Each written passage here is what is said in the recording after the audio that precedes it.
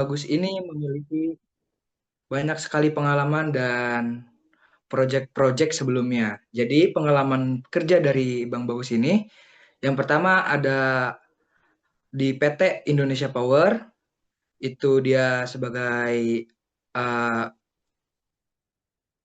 pengoperasian PLC, pengoperasian sistem kendali konveyor, dan juga dia meraih nilai 90 untuk etika, komunikasi, dan kedisiplinan. Nah, terus juga ada di PT Multi Talent Universal. Di sini beliau juga magang, yaitu tim maintenance electrical installation. Nah, terus juga ada di PT Rusama Sarana Usaha.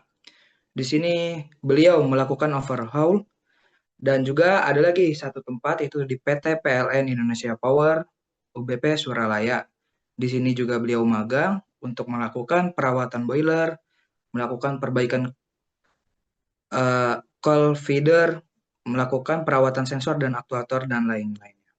Nah, di sini latar belakang pendidikannya, beliau merupakan mahasiswa Untirta dan juga memiliki kegiatan-kegiatannya, yaitu di Untirta ini beliau sebagai anggota URC di pertama itu di divisi mekanik. Nah, kemudian juga dia sebagai laborat laboran di laboratorium jurusan teknik elektro, yang lebih tepatnya koordinator laboratorium kendali.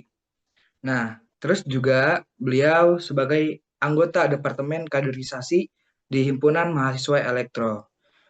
Serta di sini banyak sekali kemampuan dan pencapaian yang diraih oleh pemateri kali ini, yaitu salah satunya sertifikat sertifikasi eh, magang di PT Indonesia Power, dan juga ada penghargaan yaitu peserta lomba karya ilmiah Pusair tingkat nasional yang diselenggarakan oleh Kementerian PUPR.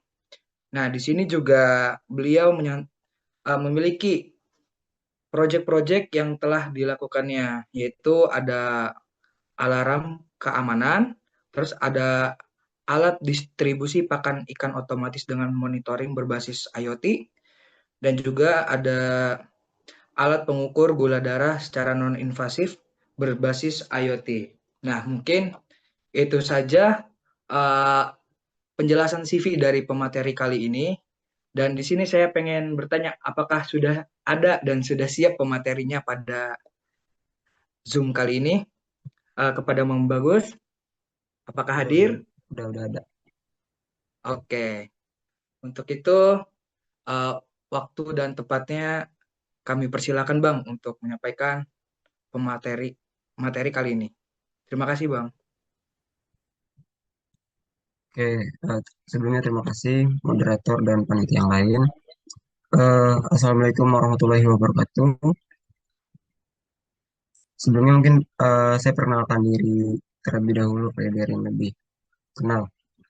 Perkenalkan, saya Bagus Abdurrahim, mahasiswa jurusan Teknik Elektro angkatan 2022. Di sini saya dipercayai oleh Himpunan Mahasiswa Elektro dan Departemen PSDM untuk sama-sama sama kalian ya sebagai pemateri pada Electro Learning Series yang pertama nih, teman-teman.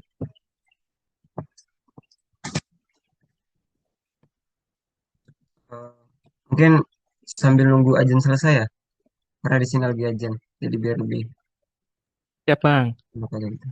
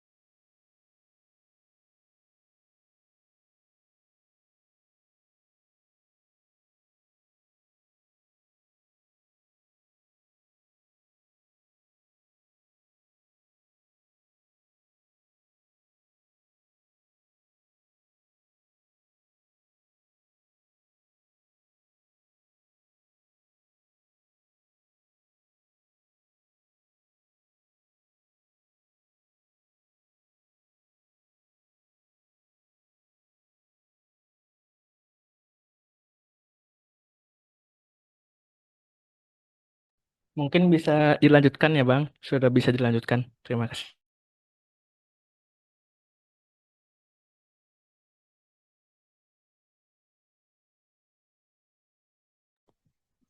Tunggu sebentar ya, di sini masih ajan. Oh, ya, terima kasih, Bang.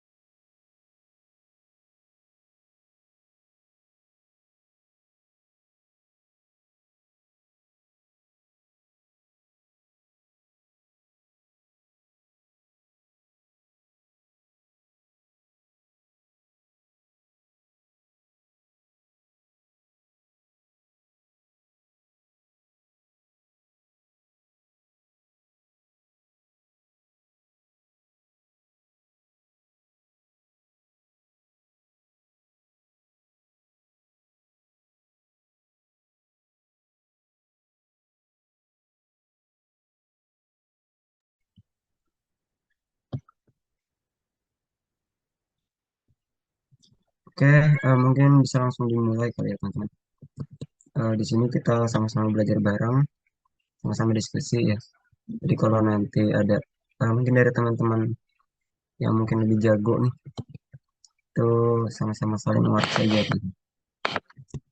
Oke, di sini kita akan membahas dasar dari PLC atau Programmable Logic Control. Oke, yang pertama nih, apa sih PLC itu?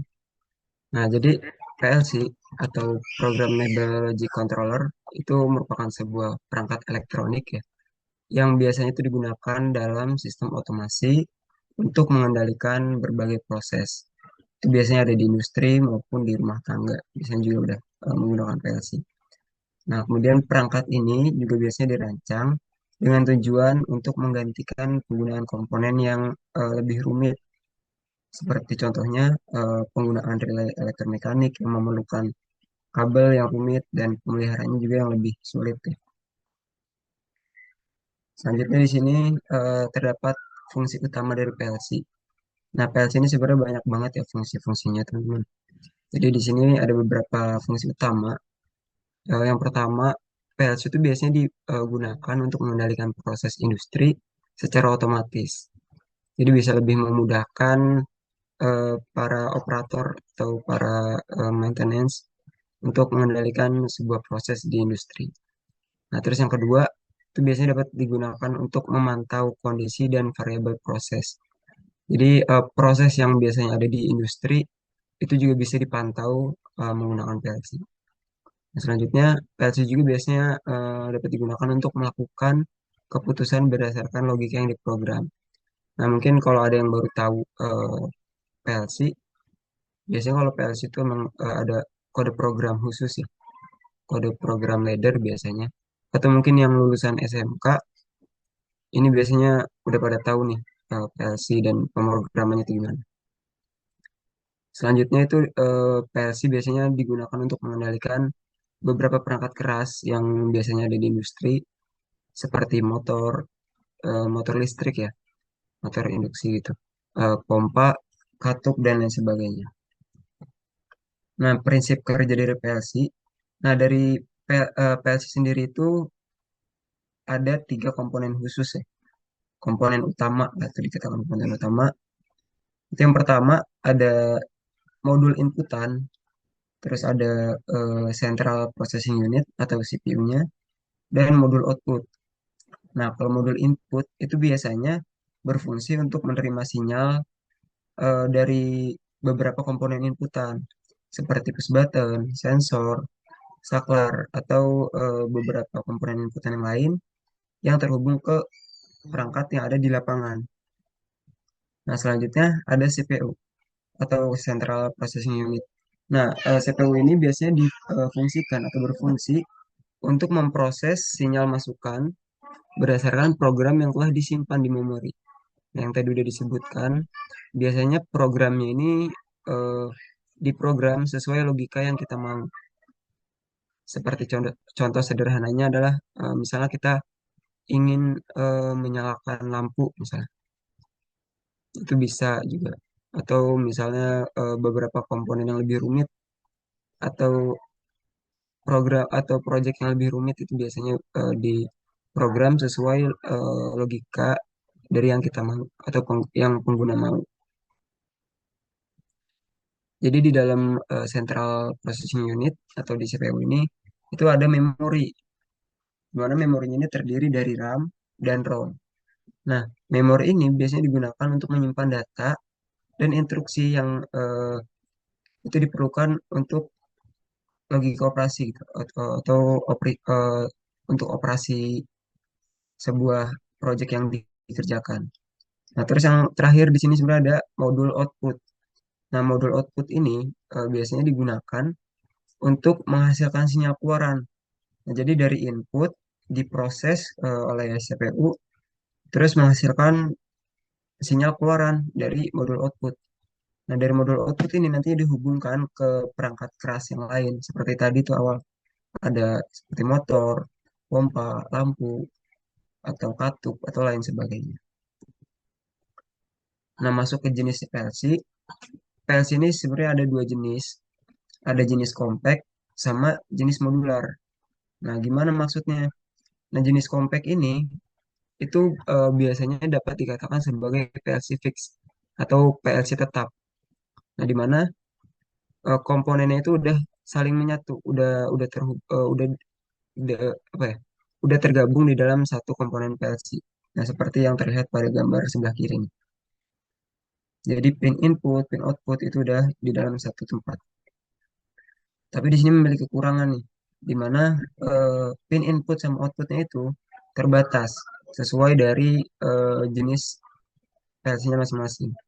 Seperti contohnya eh, pada PLC jenis Omron itu ada tipe CP1E, CP1L. Nah, itu yang membedakan dari inputnya. CP1E ini lebih memiliki sedikit input ketimbang dari CP1L. Jadi eh, pin input sama outputnya itu udah ditetapkan gitu berapa banyaknya. Nah, beda nih sama PLC modular. Nah, kalau PLC modular itu setiap komponennya terpisah seperti power supply, CPU-nya, modul input, output, atau modul-modul penunjang lainnya itu terpisah. Yang biasanya itu disusun di sebuah rak yang bisa saling terintegrasi nantinya.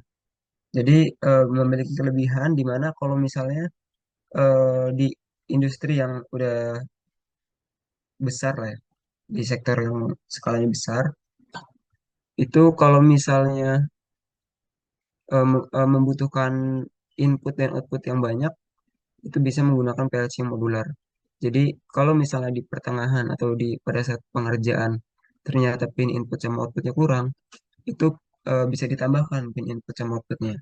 Yang nantinya bakal diintegrasiin lagi itu di dalamnya, di dalam programnya.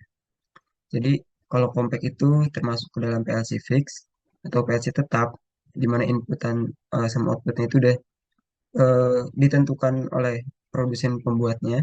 Sedangkan modular, input sama outputnya itu bisa ditentukan oleh pengguna. Jadi eh, untuk input sama outputnya ini bisa kondisional gitu, bisa ditambahkan semakin banyak eh, input output yang ingin digunakan itu bisa semakin bisa digunakan gitu, bisa ditambahkan. Nah, selanjutnya dilihat dari diagram bloknya. Seperti yang tadi disebutkan kalau compact itu fix, di mana antara input, power supply, CPU, dan output itu udah di dalam satu kesatuan yang ada di dalam komponen PLC kayak sebelah sini, sebelah kiri. Nah, selanjutnya kalau yang modular itu disusunnya di dalam sebuah rak gitu. Itu biasa disebutnya rak kan. Di mana ada power supply, CPU, terus interface modul, input, output itu bisa disesuaikan. Biasanya yang paling diperhatikan adalah input dan output. Jadi jika input dan outputnya ini dibutuhkan yang lebih banyak, itu bisa ditambahkan, dikondisionalkan.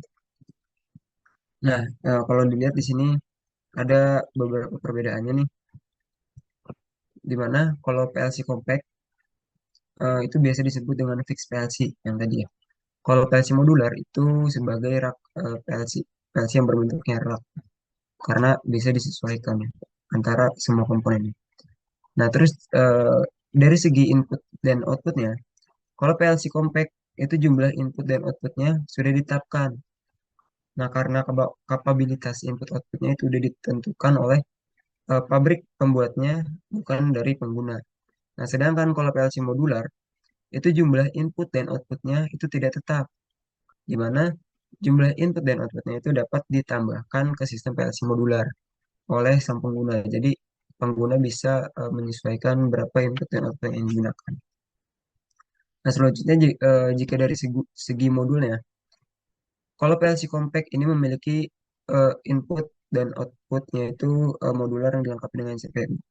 Jadi di dalam satu kesatuan. Nah, sedangkan pada modular itu komponennya dipasang pada chassis atau rak ya dengan slot yang berbeda-beda.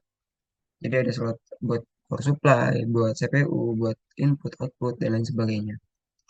Nah, kalau misalnya dari segi segi perbaikan, kalau PLC compact ini itu tidak mudah diperbaiki. Nah, kenapa begitu? Karena kalau PLC compact, sekali ada komponen yang rusak, biasanya lebih sulit buat memperbaikinya. Karena biasanya dari satu komponen yang rusak itu mempengaruhi komponen yang lainnya.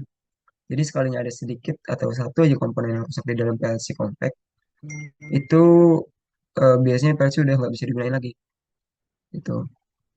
Sedangkan kalau PLC modular, itu untuk perawatannya itu lebih mudah.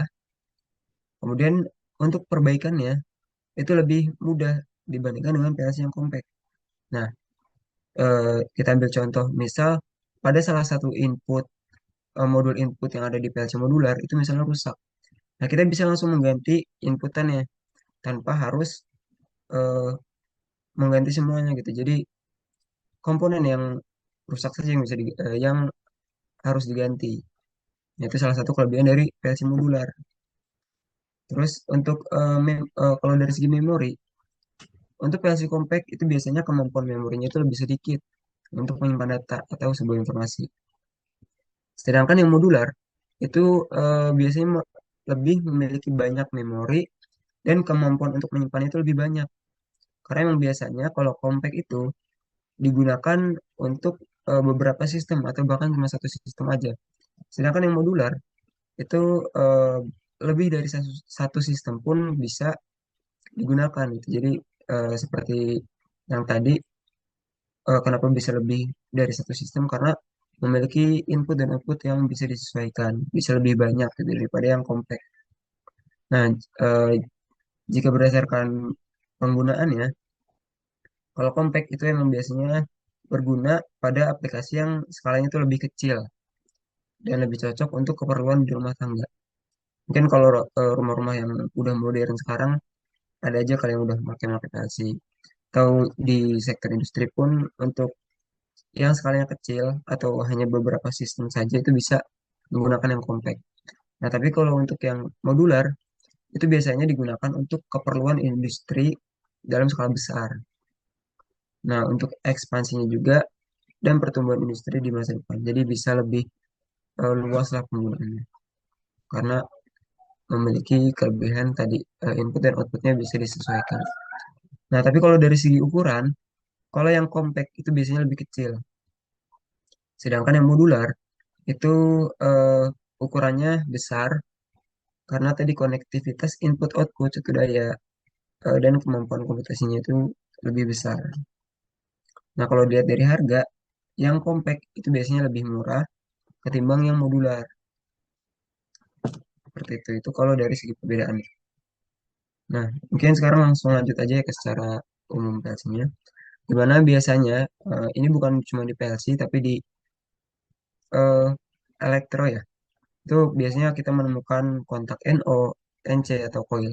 Nah, kontak NO atau normally open, mungkin biasanya teman-teman mungkin lebih kenalnya di push button kali ya untuk NONC. Nah, jika dilihat dari gambar nih, kalau kontak NO atau normally open, itu biasanya harus ditekan terlebih dahulu baru bisa eh, menghubungkan tuh sinyalnya, bisa terhubung gitu, si komponen atau project selanjutnya. Dan biasanya kalau penggunaan push button normally open itu buat inputan atau misalnya push button on misalnya. Nah, kalau di PLC-nya di diagram ladder itu seperti ini yang ada di bawah input kontak NO. Biasanya menggunakan eh, kontak yang gambarnya seperti ini. Nah, kalau untuk yang kontak NC atau normally close itu biasanya jika push button ini sudah terhubung dengan sumber satu daya atau sumber dari power supply, biasanya itu dia langsung bekerja. Nah, ketika ditekan baru dia akan memutus. Nah, biasanya kalau push button normally close atau NC itu dipakai buat push button off karena dia buat memutus atau buat mematikan sistem seperti itu contohnya. Untuk gambarnya eh, kontak yang biasanya ada di PLC itu seperti yang ada di tengah nih, kontak NC. Jadi ada garis miring tuh di tengahnya. Nah, untuk output itu biasanya disebutnya coil ya kalau di diagram ladder PLC. Nah, bentuknya seperti ini nih, bulat. Nah, biasanya sebelum kita membuat sebuah project PLC, itu kita langkah pertama itu membuat timing diagram. Nah, timing diagram ini untuk apa? Untuk memperkirakan apa nih project yang mau kita buat. Jadi bukan bukan project yang mau kita buat aja ya. Jadi semacam rencana lah, rencana untuk sebelumnya dibuat diagram ladder atau logika yang lainnya. Sini saya ambil contoh misalnya pada project water pump system. Di mana ada push button start, push button start 2, ada push button stop, pompa, terus lampu, kemudian ada counter atau komponen yang lainnya. Jadi bentuknya seperti ini. Nah, jika dilihat bagaimana cara membacanya. Nah, eh, kalau di PLC itu kan biasanya hanya menggunakan dua keadaan ya. Kalau nggak aktif, mati. Kalau nggak high, ya low. Atau satu, nol gitu. Kayak kalau mungkin dimulai dari angkatan 2004 nih, udah belajar teknik digital antara satu dan nol. Nah, seperti itu. Jadi, pada saat nih keadaan aktif, artinya push button ini ada di atas, ada di high nih. Ada di posisi satu. Nah, jika dilihat di sini, pada saat push button start satu ini aktif, apa nih yang akan aktif? Nah, misalnya kita merencanakan pada saat push button start ini aktif, push button start satu ya aktif, ternyata kita ingin menyalakan pompa, lampu, dan counter. Nah, artinya di sini pompa juga akan aktif, lampu akan aktif, terus counter juga akan aktif, sampai sesuai dengan yang kita inginkan. Nah, terus kenapa di sini langsung mati? Karena di sini push button stopnya aktif nih. Nah, ketika push button stopnya aktif, itu yang tadinya nyala itu akan mati. Nah, jadi semua mati nih ke posisi low. Nah, selanjutnya di sini ternyata push button start kedua kita ingin aktifkan. Nah, jadi di posisi high nih. Nah, apa yang mau diaktifkan dari ditekannya push button 2 itu ternyata lampu pompa 2, lampu 2 dan counter 2. Nah, di sini aktif juga. Nah, dia akan aktif sampai push button stopnya ditekan. Misalnya ternyata di sini push button off-nya atau push button stopnya low semua ya. Artinya dari pompa, pompa 2 lampu 2 dan konter 2 ini aktifnya sesuai sampai si PW stopnya diaktifkan. Seperti itu. Itu untuk gambaran timing diagram. Mungkin nanti juga ada kalau 2 3 juga udah 3 ke atas itu udah pernah merasakan ya di mata kuliah yang namanya sistem penggerak industri. Itu mata kuliah di semester 4 kalian nanti. Nanti semester angkatan 2024 dan 2025 pasti akan merasakan tugas seperti ini. Jadi ini sebagai penunjang tugas juga ya teman-teman. Nah, selanjutnya biasanya ada yang namanya HMI atau Human Machine Interface. Itu salah satu komponen penunjang untuk PLC. Sebenarnya kalau HMI ini nggak bukan salah satu komponen wajib ya yang digunakan di PLC. Cuman biasanya sebagai interface. Jadi misalnya dari jarak jauh kita ingin mantau nih sudah berapa persen nih air yang terisi. Itu kita bisa melihat dari jarak jauh. Nggak perlu datang ke lapangannya atau melihat secara langsung ke tangkinya. Gitu. Nah, ini juga salah satu contohnya. Mungkin hal-hal gambar-gambar kayak gini. Ini salah satu proyek-proyek mata kuliah yang kemarin saya buat. Jadi nanti teman-teman juga bakal mendapatkan tugas-tugas seperti ini. Di kalau nggak salah semester 4 ya di sistem industri. Nah, selanjutnya untuk pengaplikasian ya, penggunaan PLC ini biasanya banyak banget nih di aplikasinya. Nah, kayak di sini pertama di sistem otomatisasi proses industri. Nah, biasanya di industri yang udah skalanya besar, ini PLC digunakan nih. Nah, seperti yang tadi, biasanya PLC modular yang dipakai karena membutuhkan banyak proses yang digunakan. Artinya, membutuhkan banyak input dan output. Mungkin pada gambaran seperti yang tertampil pada layar nih. Terus juga biasanya bisa digunakan juga untuk kontrol mesin, motor, dan lain sebagainya, kartu. Kemudian mungkin di pabrik-pabrik pengisian minum ya, pabrik-pabrik minuman. Biasanya kan udah secara otomatis untuk pengisian air ke botolnya. Jadi udah nggak satu-satu lagi kalau zaman sekarang. Itu udah sistemnya otomatis. Mungkin teman-teman semua juga udah pada melihat kali ya sistem-sistem otomatis entah dari sosial media, Google atau yang lainnya. Nah, terus PLC juga biasanya digunakan pada lampu lalu lintas. Nah, lampu lalu lintas ini biasanya ada beberapa yang menggunakan PLC. Jadi untuk logika berapa lama lampu merah nyala, lampu kuning nyala, lampu hijau nyala, biasanya diprogram menggunakan PLC, menggunakan diagram ladder. Nah, mungkin untuk sedikit materi, gitu aja. Nah, selanjutnya di sini biarin kita bisa langsung menerapkan prakteknya ya teman-teman. Jadi langsung aja kali ya yang udah pada install aplikasinya, yang udah dikirim di grup tuh teman-teman sama Bang Yuma, itu bisa dibuka. Jadi kita bareng-bareng di sini praktekin. Jadi karena di sini online ya, jadi kita bisa praktekinnya dari diagram laddernya gitu atau pemrograman dasarnya. Boleh langsung dibuka aja teman-teman, cek programmernya. Nanti sambil aja ya, jadi kalau misalnya nanti di pertengahan ada yang mau nanya, itu langsung ditanyain aja. Nah, untuk ini versi yang kita pakai di sini tuh jenisnya Omron. Jadi kita pakai jenis Omron. Nah, jenis Omron ini biasanya memang dipakai di beberapa pendidikan atau di beberapa eh, tempat pembelajaran ya. Itu biasanya pakai Omron karena memang sedikit lebih mudah daripada yang lainnya. Dan softwarenya juga lebih mudah untuk diinstal. Nah, oke langsung aja nih di prakteknya. Eh, Pertama kalian buka dulu cek programnya. Jika kalian udah membuka nih cek programnya, kita bisa pilih file di sini sebelah kiri atas untuk membuka latar baru ya di new. Nah, setelah itu akan tertampil nih seperti ini.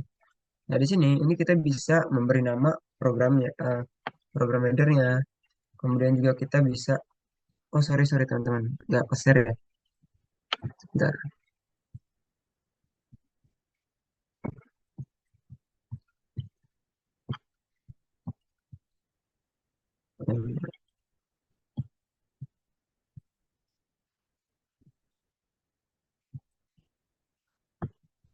Tadi saya nggak saya enter itu.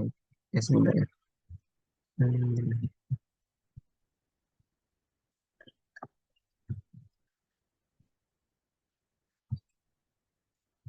Oke, udah tertampil teman-teman. Sudah Bang, silakan dilanjut Oke, Bang. oke. Oke, maaf ya sebelumnya. Nah, jadi di sini kalau kalian udah mencet atau milih new file tadi ya, sini kita bisa memberi nama programnya nih. Dibiarin ada namanya lagi. Kita contohkan untuk latihan satu. Nah, di sini device type itu kita bisa memilih tipe. Nah, jadi PLC Omron ini banyak banget nih tipenya. Mungkin kalau di SMK yang lulusan SMK nih, itu biasanya kita makainya yang CP1E nih, yang ukurannya lebih kecil. Tapi untuk di laboratorium kendali sendiri, itu kita punya PLC yang jenisnya CP1L. Nah, jadi kita pilih CP1L ya. Kalau untuk jenis itu eh, kondisional aja bisa milih yang mana aja. Nah, untuk tipe ininya pakai USB aja. Nah, ini nih untuk kita ngupload program ke PLC-nya. Ini kalau misalnya ada komponennya. Karena di sini nggak ada komponennya, jadi nggak perlu dipilih. Jadi cukup di USB aja. Nah, kalau udah eh, di sini juga nih ada biasanya di CP1L juga banyak tipe-tipe lainnya. Jadi kita bisa milih di sini tipe CPU-nya itu bisa disesuaikan atau dilihat dari hardware PLC-nya.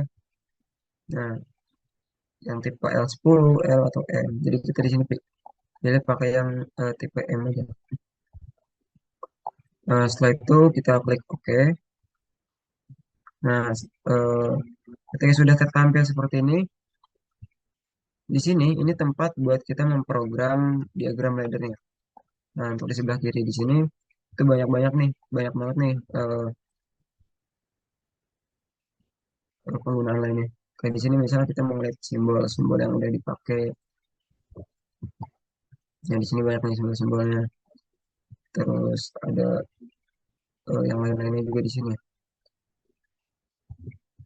Jadi, kalau di sini simbol yang nanti akan kita inputkan. Jadi misalnya di sini kita pakai NO-nya berapa, itu nanti ada alamatnya, ada penamaan segala macam. Selanjutnya kita balik lagi ke section satu di sini. Nah, dari yang paling dasar dulu kali ya.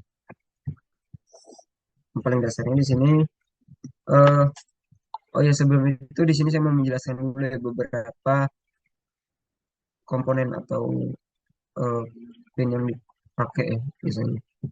Nah, di sini nih, di sini biasanya digunakan untuk beberapa inputan nih, kontak-kontaknya. Di mana yang tadi udah dijelaskan juga ada kontak NO, di sini ada kontak NC normally close, ada kontak OR-nya juga dan kontak XOR di sini juga ada nih. Kalau ini untuk garis bantu aja nih yang bentuknya vertikal dan horizontal. Nah, kalau di sini itu untuk outputnya yang tadi coil. Nah, di sini juga ada coil yang normally close. Kemudian di sini ada instruksi yang lainnya. Misalnya jika kita ingin menggunakan timer, counter, atau yang lainnya ya. Nah, di sini kita bisa ngambil kontak NO dari sini, kemudian langsung aja diletakkan di rang yang pertama. Nah, atau misalnya kalian pengen pakai cara cepat, shortcutnya ya teman-teman. Nah, sebenarnya di sini pas kita klik ininya, sini ada nih shortcutnya tuh C. Nah, jadi kita bisa pakai shortcut C. Misalnya kita langsung aja klik arahin kursor ke sini. terus pakai kontak C. Nah, itu bisa langsung. Tapi biar lebih mudah kayak teman-temannya, biar nggak bingung, ini kita bisa pakai kontak NO langsung. Baik. Nah, di sini kita ngasih alamat. Biasanya alamat buat inputan itu dimulai dari 0, 0,00 misalnya, 0,01. Nah, sampai berapa? Sampai sesuai dengan inputannya. Kalau di yang tipe CP1E itu biasanya cuman sampai input 8 atau 10 kalau nggak salah. Sedangkan yang CP1L itu tuh lebih banyak lagi. Nah, jadi biasanya 0 itu sampai 12, terus ada lagi satu sampai 12. Jadi awalan satu juga biasanya bisa dipakai buat eh, alamat inputan. Nah, di sini kita bisa pakai alamat 0,00. Nah, alamat titik 00 ini itu bisa dipakai buat inputan. Nah, di sini di edit command di sini ini untuk memberi nama. Misalnya kita kasih nama eh, push button. Nah, langsung oke.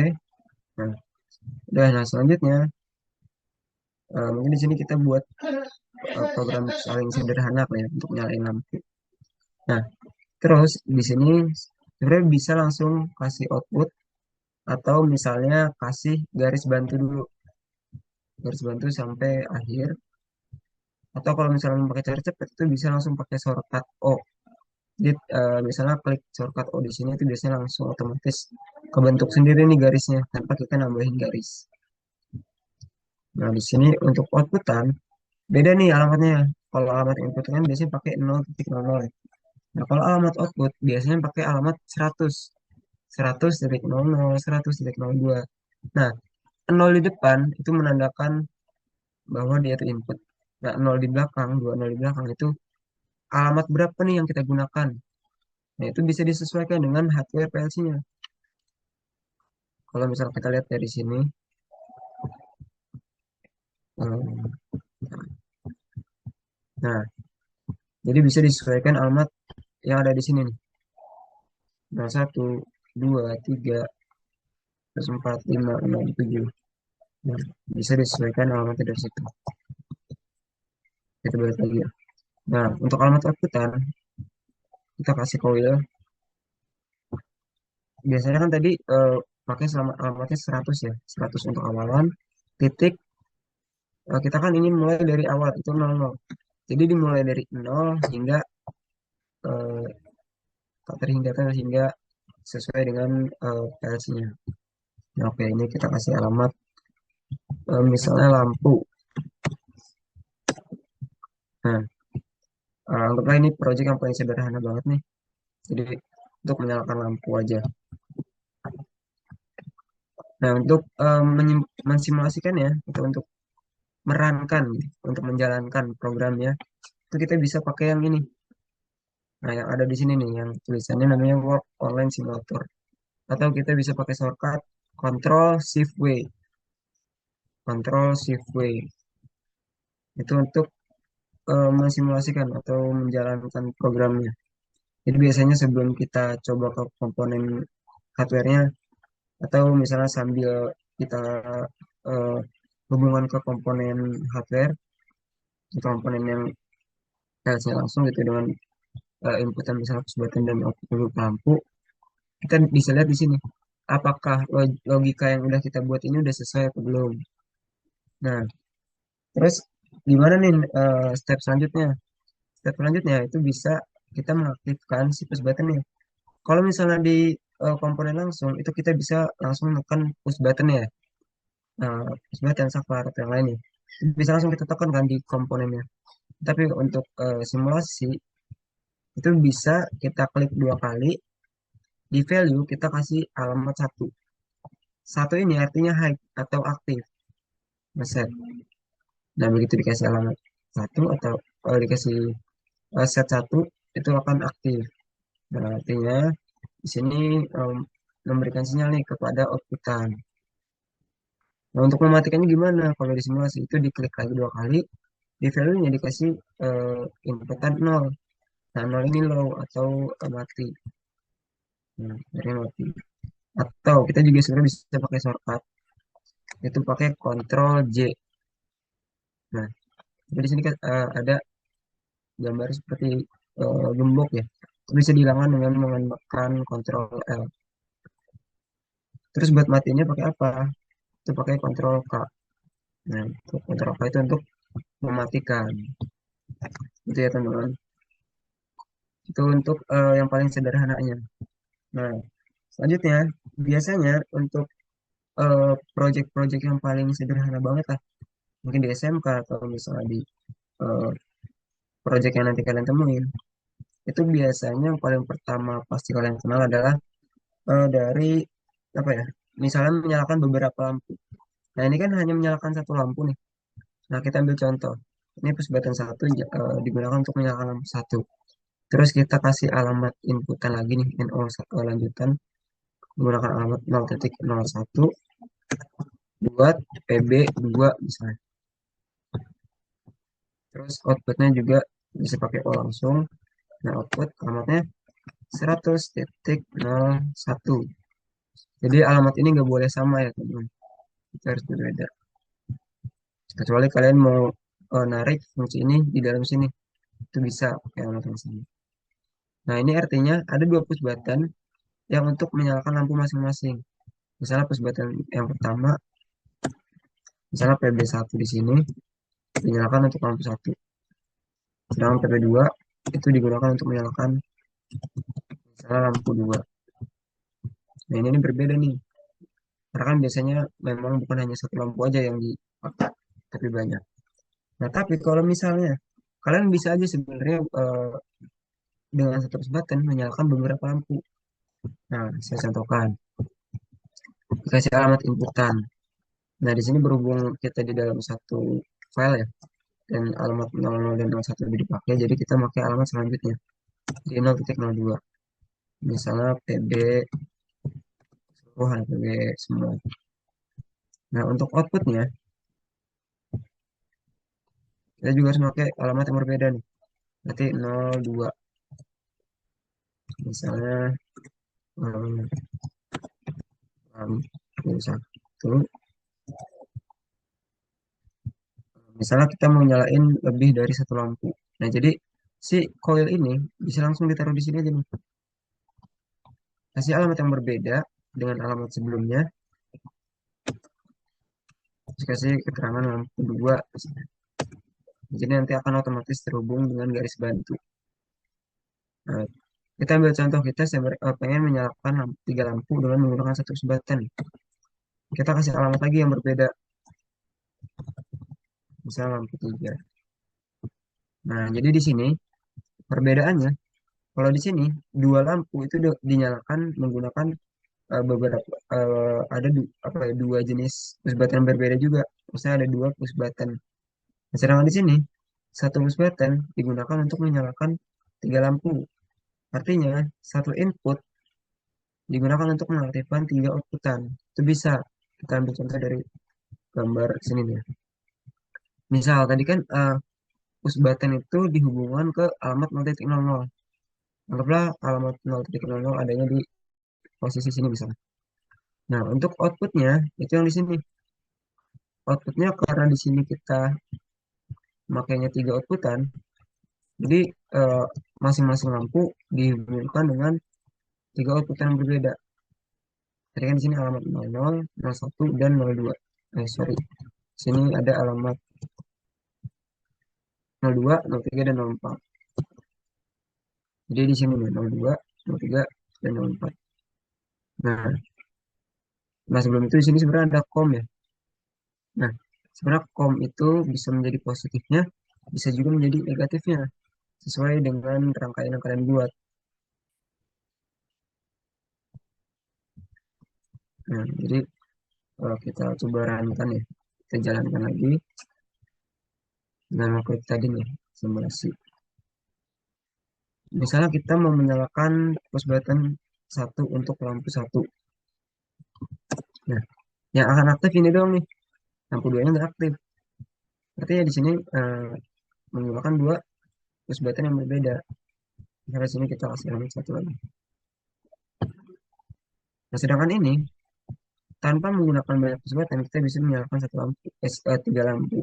Contohnya, misalnya di rumah kita itu ada tiga lampu, misalnya di kamar, di ruang tamu, dan di di teras misalnya.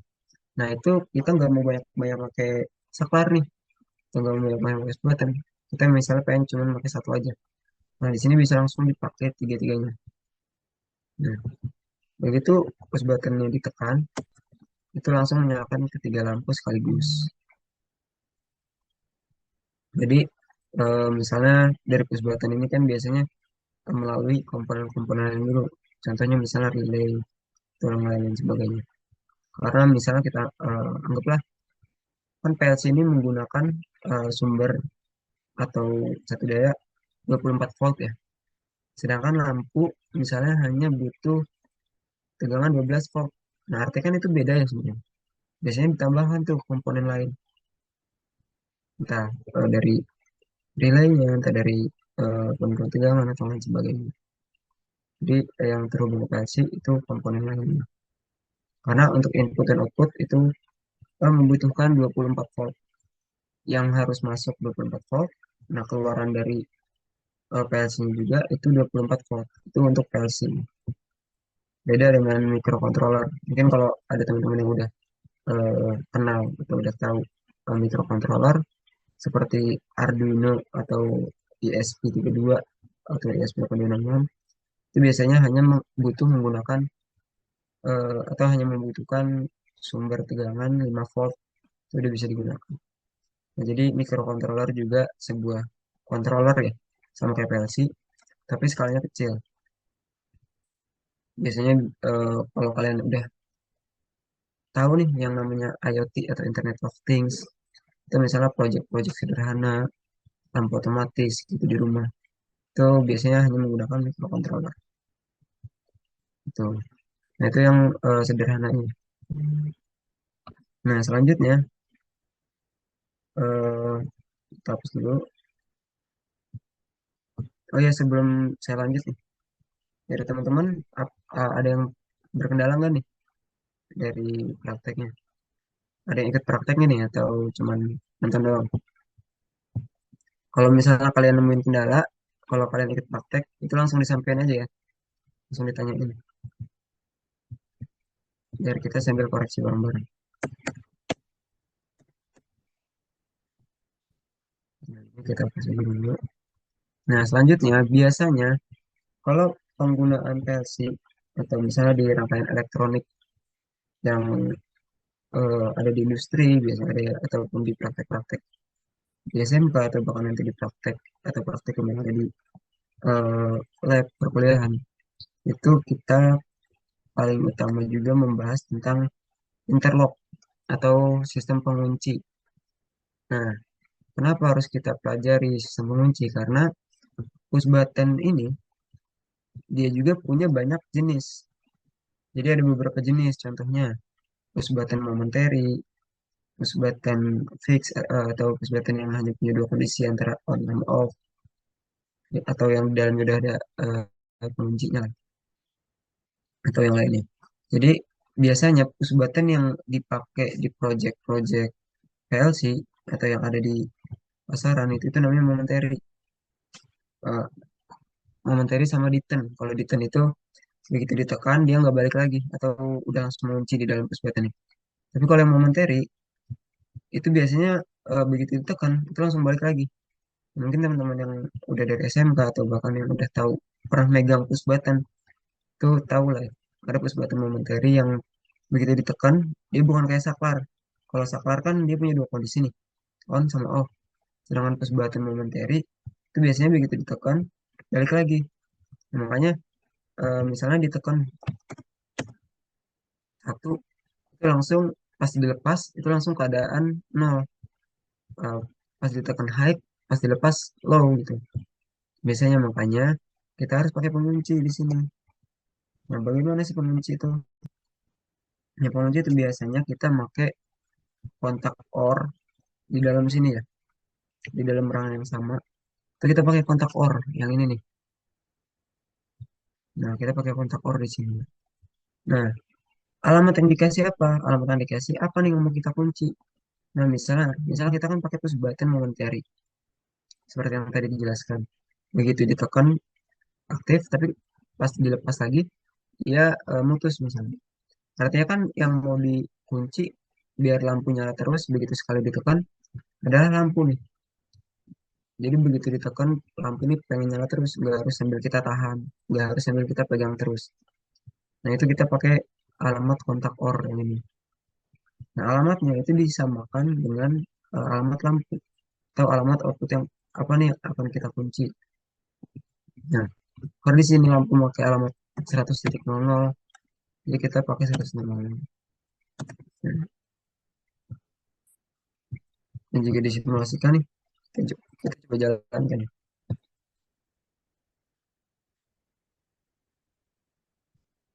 Nah, begitu push button satu ditekan, aktif nih. Nah, yang tadi ya, kalau misalnya push button momentary, itu biasanya pas ditekan, dia tuh langsung auto mati kan, aktif langsung mati. Nah, kalau misalnya kita nggak pakai kunci, udah pasti lampu ini bakal mati juga, bakal kita mati. Nah, tapi karena di sini kita pakai pengunci nih, interlock, jadi lampu ini masih tetap nyala. Nah, pasti bakal bertanya, terus bang cara matiinnya gimana? Nah, cara matiinnya, kita tambahin satu komponen lagi, yaitu kontak NC, atau normally close, atau push button NC, yang tadi ya. Jadi push button NC itu begitu eh, dapat sumber, dia langsung aktif. Nah, kenapa kasihnya push button NC? Jadi push button NC ini, kan tadi begitu dapat sumber, dia langsung aktif ya. Makanya dia nggak akan mempengaruhi ini. Nah, suatu sistem itu kan bakal aktif kalau misalnya ditekan tombolnya dulu ya. Tombolnya itu biasanya berupa push button. Nah, jadi biar kita nggak neken dua kali push button dipakainya NC di sini. Nah, NC ini di sini kenapa langsung hijau, langsung nyala? Karena dia itu begitu dia dapat sumber, langsung keadaan aktif. Nah, untuk kita aktifkan kembali ya. Karena ini anggaplah kita pakai push button momentary, jadi langsung nol ya, semua aktif. Nah, ini kan aktif nih. Jadi karena tadi hijau, begitu dia aktif, dia langsung sinyal langsung terhubung atau mengalirkan sinyal tegangan ke selampu. Nah, push button normally close atau NO itu kebalikan dari push button NO. Kalau NC ini begitu ditekan malah kebalikannya, malah matiin. Misalnya kita tekan nih, dia malah matiin. Nah, beda dengan push button NO itu. Oh ya, untuk nyalainnya juga kan beda ya kalau misalnya push button ini. Jadi buat ngaktifin atau ngasih sinyal high itu kan pakai eh, nilai satu ya. Sedangkan untuk push button normally close itu kebalikannya, kita pakainya nol untuk mengaktifkan si push button 2. Kebalikan dari si push button NO. Itu cara kerja dari push button NO dan NC. Begitu, jadi begitu dia aktif, untuk ngaktifinnya pakai push button satu, untuk matiinnya pakai push button 2. Itu untuk nyalainnya pakai push button NO, untuk matiinnya pakai push button NC. Gitu. Jadi untuk aktifin si push button 2, maksudnya buat matiin ya, kebalikannya tadi ya, pakainya hangat satu. Jadi lampu akan terputus. Nah, itu seperti itu untuk sistem pengunci atau interlock yang biasanya ada di sistem elektro atau misalnya di uh, penggunaan PLC. Nah, selanjutnya, selanjutnya di sini kita bisa pakai atau kita akan mempelajari tentang timer dulu kali ya, atau sebuah komponen penghitung. Nah, nah, untuk timer sendiri itu biasanya digunakan untuk apa? Untuk misal, misal kita hanya ingin menyalakan lampu selama 5 menit saja misalnya. Itu kita menggunakan timer. Jadi begitu nanti push button diaktifkan, timer akan langsung aktif nih, menghitung. Dan biasanya menghitung sampai 5 menit, begitu udah 5 menit, akan otomatis mati. Nah, itu salah satu sistem otomatis yang dipakai oleh timer. Sebenarnya di PLC sendiri itu biasanya udah ada sistem timernya. Jadi kita nggak perlu pakai komponen timer tambahan. Malah di PLC sendiri itu biasanya udah ada timernya. Nah, misalnya ini berarti kita ganti dulu jangan lampu ya. Misal kita pakai atau namanya di sini internal relay. Nah, internal relay ini mungkin kalau teman-teman belum tahu ya relay itu apa. Relay itu biasanya seperti saklar lah, berupa saklar elektrik gitu, atau saklar yang biasanya dipakai di sistem elektrik. Atau misalnya pembantu seperti saklar. Nah, internal relay ini biasanya sebenarnya ada di dalam PLC-nya. Nah, sebenarnya kita nggak perlu ngasih alamat, tapi di program sini ini kita harus ngasih alamat. Jadi nanti untuk alamat 100.00 itu nggak usah kita pakai lagi. Nah, selanjutnya, tadi kan di sini kita mau ngaktifin timer ya. Nah, jadi di sini kasih internal, jadi alamat internal relay itu dijadiin alamat inputan dulu. Pakai apa? Makanya NO. Nah, kontak NO di sini. Jadi pakai alamat 100.00. Jadi eh, outputan si relay itu buat jadi trigger untuk mengaktifkan timer gitu nantinya. Jadi output ini bisa dijadiin inputan untuk timer. Nah, untuk timer sendiri makanya yang mana nih kontaknya? Nah, makanya yang ini nih, yang instruksi di sini. Nah, jadi kita bisa naruh alamat timer di sini. Untuk penambahan alamatnya gimana? Nah, sebenarnya untuk instruksi ini bukan cuma dipakai buat timer. Jadi buat counter atau yang lain-lainnya itu bisa. Nah, jadi untuk membedakannya itu di alamatnya. Nah, jadi di alamatnya kita kasih alamat tim. Artinya kita mau fungsiin si instruksi ini sebagai timer. Terus di sini juga di timer juga perlu dikasih alamat. Alamat keberapa sama dimulai dari 0 sampai seberapa banyak timer yang ingin kalian gunakan. Misalnya 0. Jadi habis timer spasi 0. Nah, spasi alamat yang terakhir adalah alamat berapa nih waktu yang pengen kalian setting. Nah, misal kalian hanya ingin menyeting 5 detik. Nah, jadi per 10 itu 1 detiknya.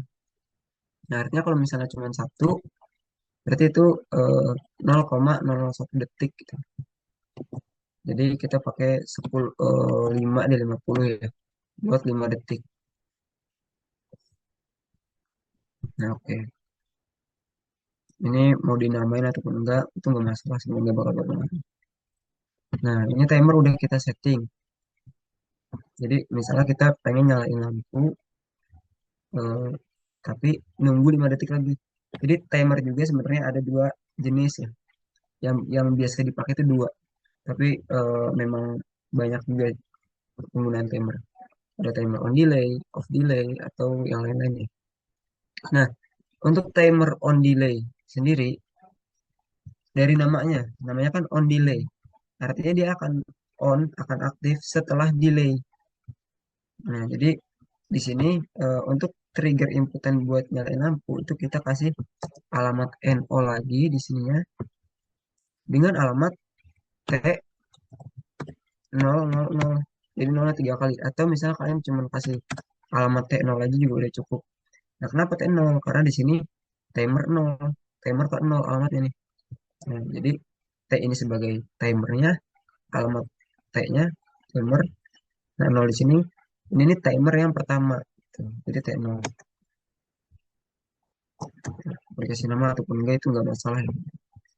Nah, karena tadi kita mau ngaktifin lampu, jadi di sini kita kasih outputan. Nah, jadi untuk outputan itu jenisnya cuma satu. Ya paling kalau misalnya buat instruksi kayak timer counter itu kita pakainya tadi untuk instruksi. Tapi kalau misalnya buat output kayak lampu, motor, pompa, katup, atau yang lain sebagainya itu kita pakainya yang coil. Nah, karena di sini udah ada alamat 100.00, berarti di sini kita kasih alamat yang berbeda, yaitu 100.01 misalnya. Misalnya ini adalah. Nah, jadi kita coba lihat ya. ini disebutnya atau biasanya ini berupa timer on delay. Atau misalnya kita kasih nama dulu deh di atas ini. Nah, gimana caranya? Kita klik bagian di sini nih kotak sebelah kiri yang ada namanya kotak satu atau dua. Klik dua kali untuk ngasih nama rangnya. Misalnya ini timer on delay. Ntar di sini ada namanya timer on delay. Nah, selanjutnya coba kita aktifin. Nah, jadi ini kan push button ya. Jadi ini sebuah komponen yang menjadi trigger pertama, yang menjadi sebuah komponen yang menjadi inputannya gitu untuk mengaktifkan si timer. Jadi begitu kita aktifin push button ya, karena kita pakai momentary jadi nol. Nah, begitu setelah menghitung mundur si timer, baru lampu akan aktif. Nah, makanya disebut dengan on delay. Jadi akan aktif setelah delay atau setelah menghitung. Itu yang timer on delay. Nah, coba kita ulangin.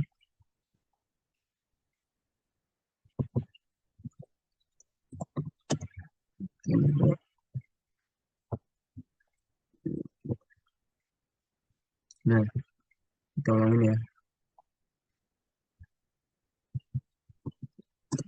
Nah, dia menghitung mundur timernya selama 5 detik ya. Itu untuk mengaktifkan si lampu. Kayak disebut dengan timer on delay.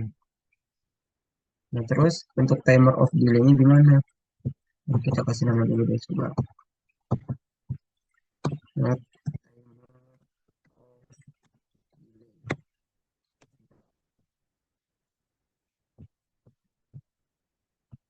nah, kalau timer off delay itu gimana?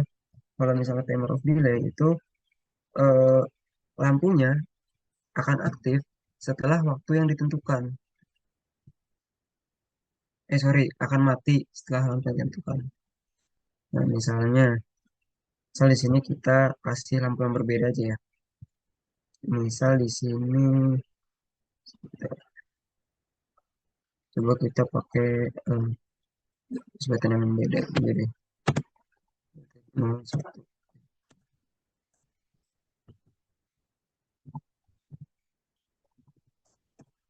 misalnya ini TB2.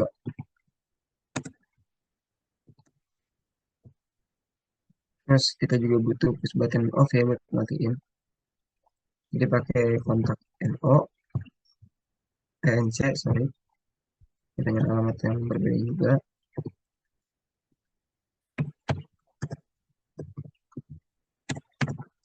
Nah, terus kita juga harus kasih internal relay-nya ya, internal relay 2. Berarti alamatnya yang beda. Nah, misalnya internal relay mau dikasihnya alamatnya 10, misalnya 10.00, itu juga bisa sebenarnya. Nah, berarti IR2. Nah, IR2 itu internal relay 2 lah ya. Tapi di sini kita juga perlu kasih pengunci biar aman. Terus 10.00.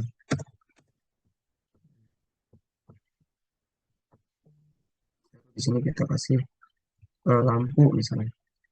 Lampu, sorry, timernya. Nah, karena tadi IR2 ini yang dipakai buat nyalain si timernya ya, buat men-trigger si lampu. Si timer, sorry. 10.01. Ya, sorry, 10.00.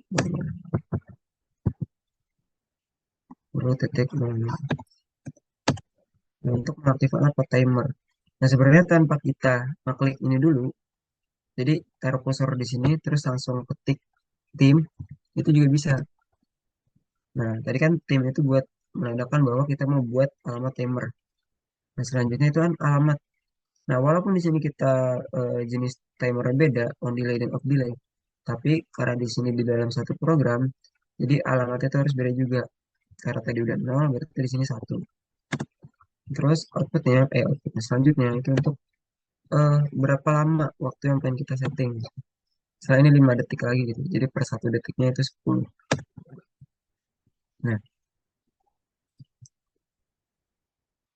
misalnya kalau nggak gini deh, kita kasih alamat apa gini aja. Jadi anggaplah ini aja deh yang lampu. Misalnya ini lampu.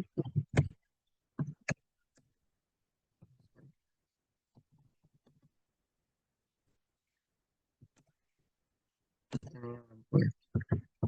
Langsung dikasih alamat lampunya aja. Nah, jadi nanti dia kerjanya gimana? Dia ini akan langsung nyala, tapi begitu timer yang ditekan, dia mati. Nah, di sini nih kurang satu komponen lagi, satu alamat lagi, satu kontak lagi. Apa kontak timer itu sendiri. Jadi begitu timernya selesai ngitung, si ini akan mutus. Nah, berarti kita kasih kontak NO untuk apa? Untuk timer. Berarti di sini pakai T1. Nah, gitu ya. Jadi pakai T1.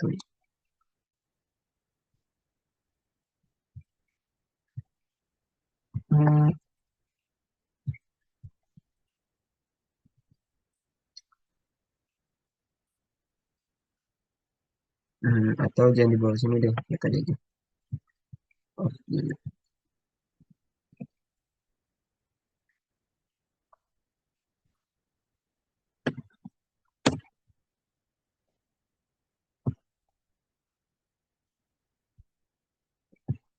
Coba kita sebut dulu aja. Oke. Nah, jadi gini aja nggak usah dikasih lampu lagi. Nah, ini nih nanti lampu akan aktif nih.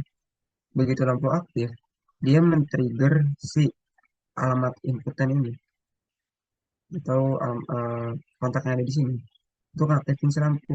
Nah, begitu lampunya ini udah selesai menghitung, baru dia akan mati. Nah, lampunya juga nanti akan mati. Coba kita coba.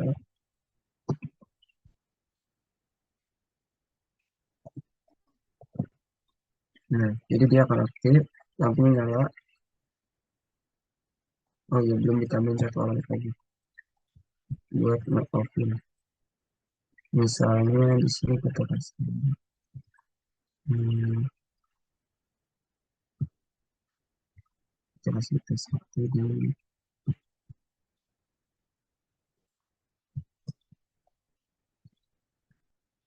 bentar. Alamat apa namanya nih, mengunci tadi ya, kontak OR, sorry, kontak NO. Sini dengan alamat apa? Alamat nomor satu. Nah, kalau kayak tadi kan, kalau di sini nggak ada alamatnya, dia nggak bakal mutus. Nah, artinya gini, begitu dia selesai ngitung, dia kan akan dalam keadaan aktif. Nah, keadaan aktifnya itu untuk men-trigger ini buat eh, matiin juga. Jadi ini mati. Dan nomor satu. Ya. Nah,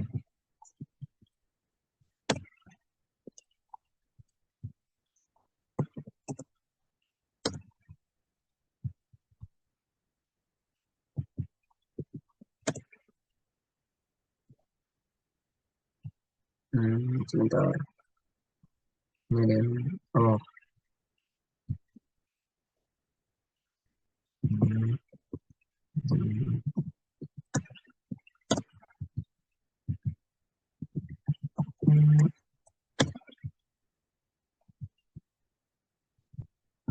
Di sini juga kita nggak perlu pakai tes button off sebenarnya. Kita hapus saja. Hmm, oh, sorry di sini ada yang salah. Nah, sudah di sini kita langsung ambil relay dari sini aja nih langsung buat 01. Kita lagi seperti dia bisa sih. Ini aja deh. Untuk off delay.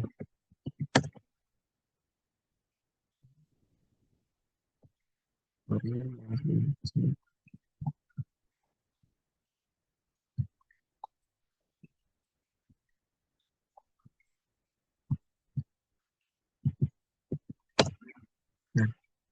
dia akan menghitung. Setelah dia selesai menghitung, akan memutus. Jadi di sini langsung nyala lagi. Coba kita kasih satu alimat lagi. Bisa dua.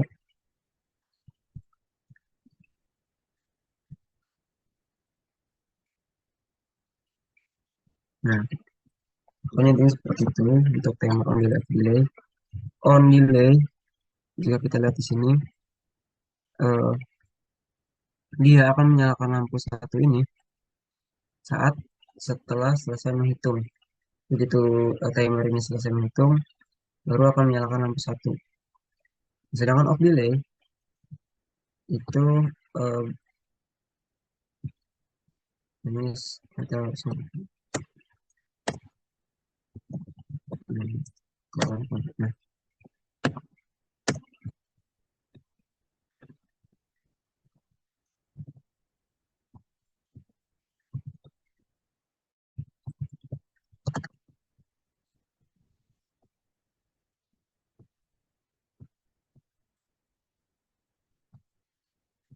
nah,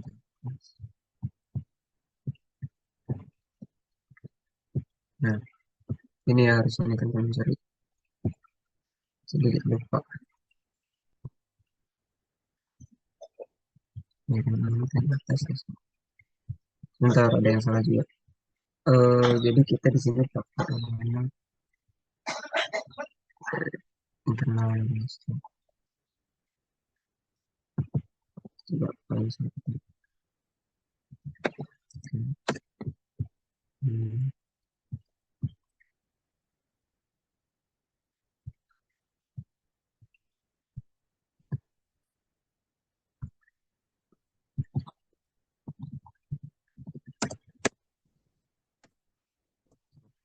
Nah, begitu dia kan tadi ya, yang kalau yang on delay begitu aktif,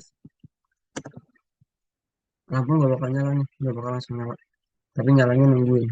Nah, kalau misalnya di penerapannya, misalnya kita mau bepergian eh, dari siang sampai malam misalnya. Nah, ternyata kita bingung nih di rumah nggak ada yang nyalain lampu kalau misalnya udah gelap. Nah, sebenarnya kita bisa pakai alamat ini. Jadi kita bisa memperkirakan waktunya. Misalnya kita berangkat sore jam 3, ternyata jam 6 atau jam 7 itu lampu di rumah harus nyala. Nah, itu kita bisa pakai ini nih. Ini nanti setelah timer menghitung, dia akan aktif. Nah, kalau yang off delay, kalau off delay sendiri itu kalau misalnya kita terapin di lampu tidur misalnya, kalau di rumah. Jadi, kalian udah memperkirakan tidur kalian itu di 30 menit lagi misalnya. Tapi kalian nggak bisa nih tidur tanpa nyalanya lampu. Misalnya kalian tidur itu pengennya lampu itu tetap nyala gitu. Karena takut atau lain sebagainya. Tapi kalian juga pengen menghemat energi nih di listrik di rumah. Nah, dari situ kalian bisa eh, pakai yang off delay. Oh ya, ternyata harus di sini pakai yang off delay. Nah, jadi on delay dan off delay itu sebenarnya emang harus berkaitan. Nah, misalnya kita simulasi lagi. Oke, tadi ya. Kalau on delay, dia bakal aktif setelah itu. Sedangkan off delay-nya akan aktif, akan mati setelah menghitung. Jadi setelah dia selesai menghitung, terusnya mati. Nah, di sini pastinya ada program yang salah. Jadi, oh, harusnya di sini ada salah bukan kita.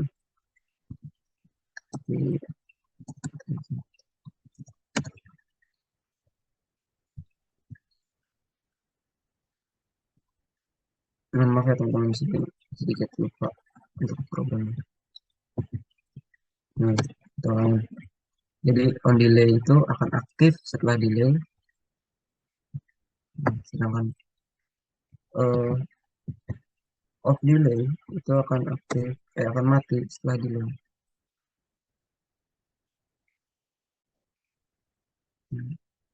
Jadi coba kita fokus ke lampu yang ini aja kalian. Bagi-bagi buat tidur aja. Hmm,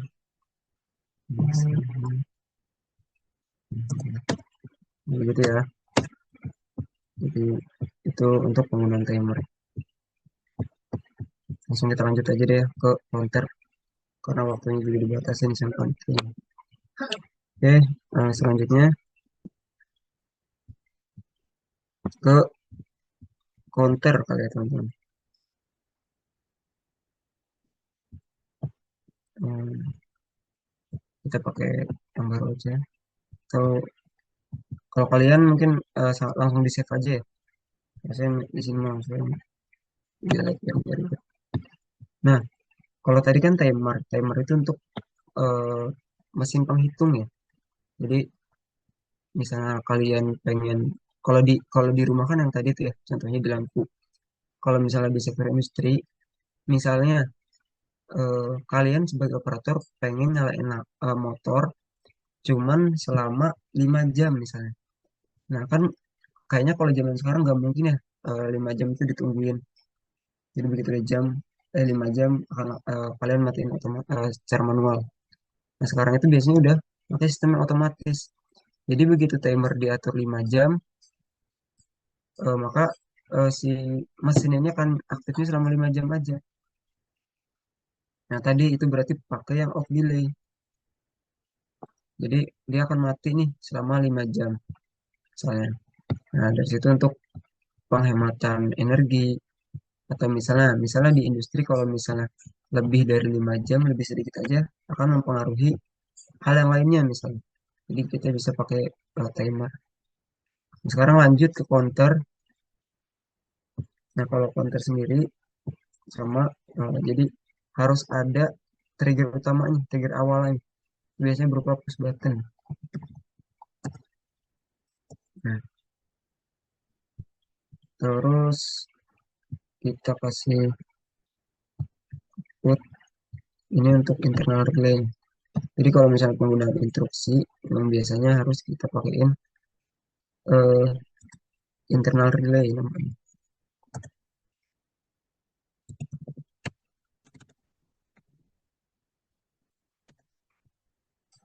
Nah, seperti tadi baiknya di sini kita kasih pengunci biar lebih aman lah ini projectnya atau alatnya. Sini pakai pengunci seperti ini. Nah, setelah itu kalau misalnya di counter itu adanya set sama reset. Nah, eh, atau misalnya setnya deh, resetnya deh. Karena kalau counter itu kan sama sebenarnya ngehitung. Tapi bedanya kalau timer tadi waktu ya sorry bukan gitu. Kalau si counter itu menghitung. Misalnya di industri yang secara manual itu untuk eh, menghitung barang gitu misalnya. Misalnya kalian itu pengen ngitung sepatu, misalnya di perusahaan sepatu itu ada barang yang mau dihitung sepatunya gitu untuk masuk ke dalam kotak. Jadi begitu 10 sepatu yang udah masuk itu nanti bisa otomatis aktif buat ke proses selanjutnya. Nah, jadi di sini kita kasih eh, jadi pas buat yang awal ini sebagai setnya aja. Nah, untuk counter juga pakai yang instruksi ini. Tapi alamatnya beda, itu pakainya CNT spasi 0 spasi. Nah, kalian pengen ngaturnya berapa nih? Misalnya tadi ya di dalam box itu cuman kuantitasnya cuman 10 misalnya bisa masuk 10 atau misalnya contoh kita ini contoh 5 aja deh. Nah, di sini masih ada satu garis lagi nih, satu pin lagi nih. Untuk apa? Dia untuk reset. Misalnya kita reset ya alamat mau lihat ini buat reset misalnya. Terus dikasih garis bantu.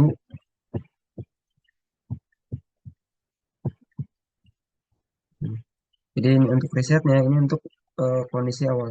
Nah, biasanya kalau counter ini si inputannya itu makanya sensor, misalnya sensor induktif, sensor kapasitif yang memakai foto ya, atau misalnya infrared gitu. Jadi penggunanya pakai itu. Nah, kita coba simulasiin. Nah, misalnya di dalam sebuah kotak atau box itu hanya bisa masuk 10 sepatu. Jadi di sini kita atur di 10, sorry, 5 ya, 5 sepatu. Kita atur 5 nih. Nah, si ini PB1 ini biasanya berupa sensor. Sebuah inputan ke counter itu biasanya berupa sensor misalnya. Nah, jadi ini sama aja, kita langsung klik ke sini. Nah, satu. Nah, dia akan menghitung mundur juga sama nih. Nah, kan sensor itu biasanya momentary ya tipenya. Begitu dia ngedeteksi benda, dia ngasih sinyal, tapi kalau misalnya enggak, dia bakal mati. Nah, misalnya kita sampai 5 kali aktifnya.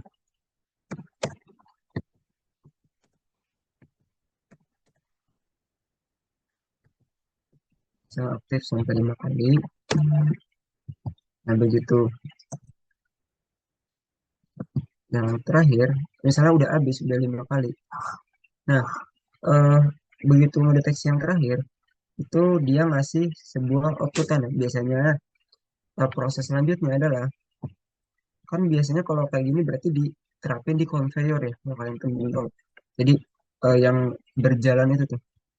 Nah, begitu dia selesai menghitung, misalnya kasih proses selanjutnya ke conveyor. Jadi di sini kita dapat kontak NO lagi, yang pakai alamat counter 0. Kalau tadi kan timer kan pakainya T. Kalau counter itu pakainya C0. Yang outputnya misalnya berupa apa nih misalnya? Misalnya ternyata buat matiin conveyor misalnya. Misalnya ini conveyor.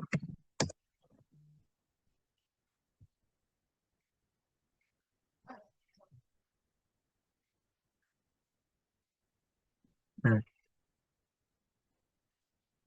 jadi misalnya kita aktifin.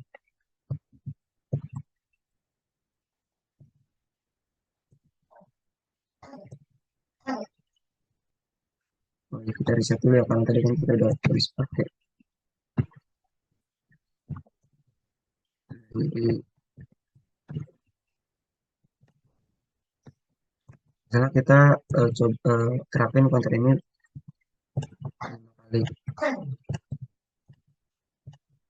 Jadi begitu udah mendeteksi sebanyak 5 kali, maka dia ngasih perintah ke selanjutnya. Entah dia ngaktifin conveyor yang selanjutnya, entah dia pakai piston buat ngedorong si boxnya atau lain sebagainya. Itu proses yang lebih rumit. Mungkin itu kalau di conveyor ya. Nah, sebenarnya nih kita mau ada praktek buat bikin HMI, cuman waktunya nggak. Gimana panitia? Waktunya berapa menit lagi panitia? Kenapa bang? Waktunya masih ada nggak? Kayaknya udah habis ini bang buat Oh, udah bisa. pemaparan. Ha. Ya, ya udah nggak boleh.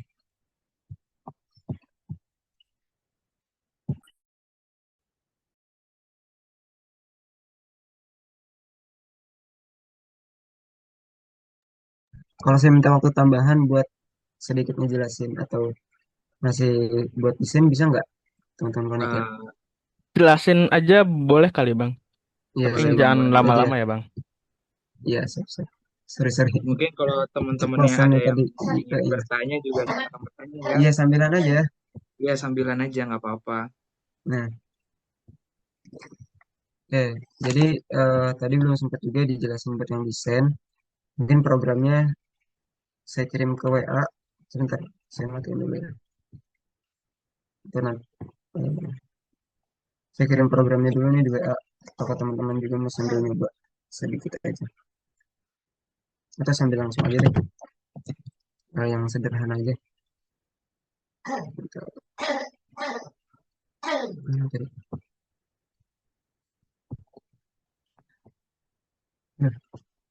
Oke, jadi ada satu aplikasi lagi, namanya tuh Check Designer. Nah, biasanya kalau teman-teman di SMK, yang alumni SMK biasanya udah pernah tahu nih, harusnya ya.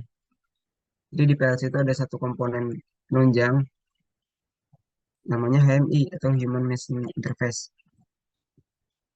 Jadi di sini eh, softwarenya namanya Check Design, sama kayak tadi ya, klik new file, terus kasih nama,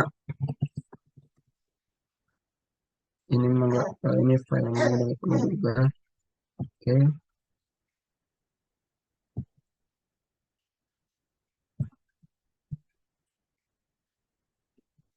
nah jadi tampilannya kayak gini kosong.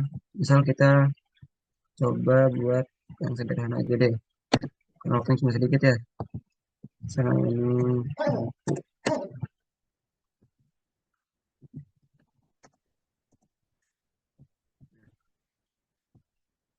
kita tambahin PDF dulu ya.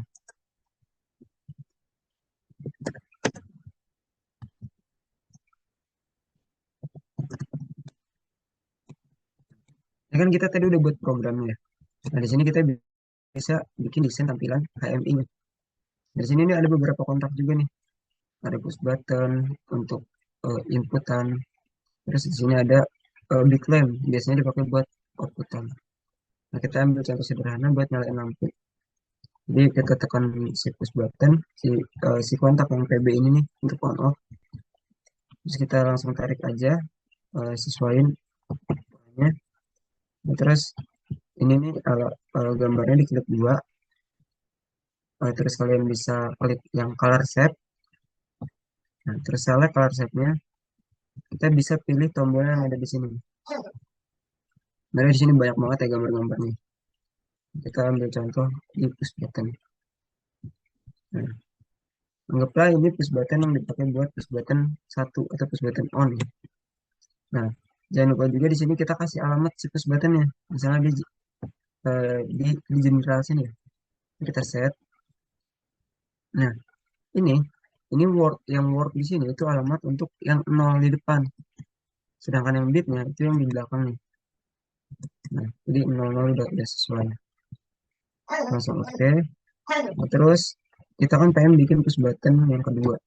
Sebenarnya nggak perlu kita ambil dari sini lagi, tapi langsung di copy paste aja dari sini. Ini di copy, terus di paste. Nah, ini kan ada dua nih jadinya. Nah, biar membedakan, kita kasih aja warna yang berbeda. Misalnya warna merah itu untuk push button on. Nah, ini untuk push buttonnya. Nah, terus apa yang mau kita nyalakan? Misalnya lampu. Kalau di sini kan udah kita buat adalah ini conveyor, coba kita ganti dulu ke lampu. Nah, kita pakai yang ini nih, yang bit lamp buat ngasih gambar lampunya. Nah, terus kita klik dua kali juga si gambar yang di kotak sini ke color shape, select, terus pilih nih lampunya. Nah, karena di sini banyak banget ya gambar-gambarnya. Atau kalian bisa variasi bikin desain-desain mungkin untuk nanti di next atau di lain kali lain hari buat kalian belajar. Soal kita pilih lampu yang warnanya kuning. Nah, kita juga jangan lupa ngasih alamat ya. Karena di sini alamat itu alamatnya 100.00. Jadi kita set. Di sini kan Word tadi untuk ke depan ya. Berarti ganti ke 100. Nah, ini 0. Nah, di sini kita pakai 0. Oke. Nah, sebenarnya selain kalian set dari selain ngatur dari si set ini, langsung dari sini pun bisa asal kalian tahu posisi penomorannya. Jadi di sini 100 00 100 itu yang tadi yang 100 depan. Ini 0 di belakang adalah 0 yang di belakang setelah titik. Oke. Nah, kita lupa juga nih ngasih alamat buat push button off-nya. Push button off di sini alamatnya 0.01. Jadi bisa kita kasih alamat di sini 0.01 misalnya. Oke. Nah, sebenarnya di sini kita bisa milih jenis push button nih. ada alternate atau intermittent untuk ngeset, untuk reset, atau momentary, karena yang bisa dipakai adalah momentary. Nah, setelah itu kita bisa integrasikan antara PLC, antara program dan HMI-nya. Gimana caranya? Nah, jadi di sininya kita run dulu. Nah, ini ya, work online simulator tadi. Atau bisa pakai shortcut Ctrl Shift V.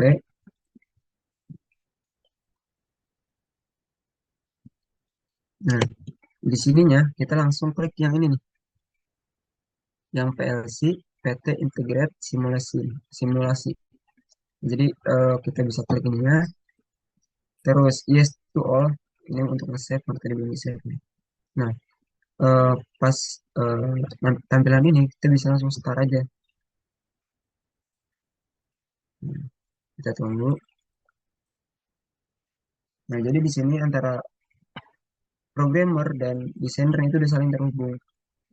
Antara ini sama ininya udah saling terhubung. Nah, kita lihat nih sama ini ada mana di sini nih. Pada saat kita tekan push button satu atau push button on, nah, ini akan aktif nih. Nah, ini, begitu pun di sini. Nah, aktif. Jadi kita nggak perlu neken atau ngasih alamat di sini, langsung dari sini tuh bisa. Ini untuk off-nya. Biasanya kalau misalnya di industri itu ada HMI atau bentukannya seperti layar sentuh. Itu yang digunakan untuk kontrol dari jarak jauhnya. Sebenarnya nggak terlalu jauh-jauh amat ya. Cuman kayak contohnya misalnya ada ruangan kontrol, juga ada daerah lapangan atau daerah-daerah sistemnya lah bekerja. Nah, kita nggak perlu datang ke lapangan nih buat aktifin, tapi bisa aktifin dari si HMI-nya itu sendiri gitu. Mungkin karena waktunya udah habis ya menurut ya. Jadi lanjut aja mungkin di sesi selanjutnya. Maaf panitia bila lebihnya. Tidak apa-apa, Bang. Tidak apa, Bang. Ya, Ya, teman-teman gimana? Ada yang ingin ditanyakan? Jika ingin ditanyakan boleh langsung berbicara atau raise hand terlebih dahulu. Atau juga bisa bertanya melalui kolom chat yang ada di Zoom. Saya beri waktu sampai 20.55. Jika ada yang ingin bertanya, silakan.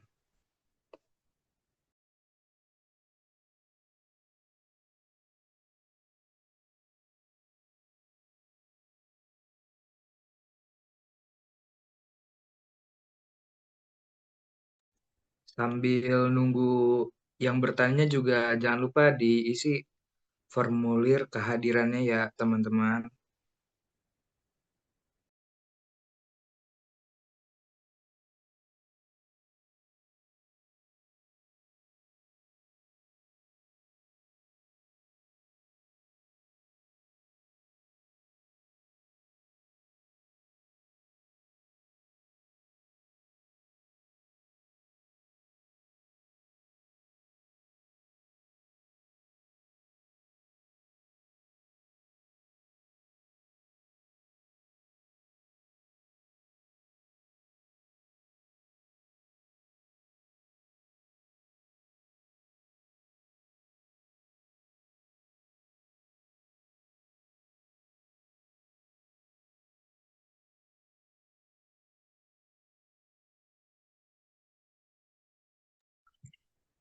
oh iya, sorry belum.